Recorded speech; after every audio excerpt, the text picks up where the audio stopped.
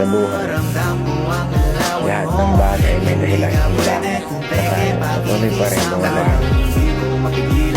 Kahit sabihin na natin, oo, mahirap ang buhay, pero kinakaya pa rin natin, di ba?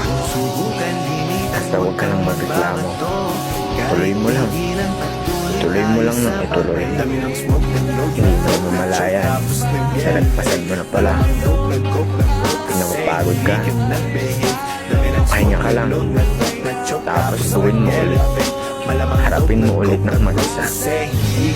Kasi natutunan ko, hindi lahat ng oras andyan sila para sa'yo. Kailangan mong matutunan kung paano harapin yung mag-isa. Ano? Mahirap ba? Kaya mo yan. Ikaw pa.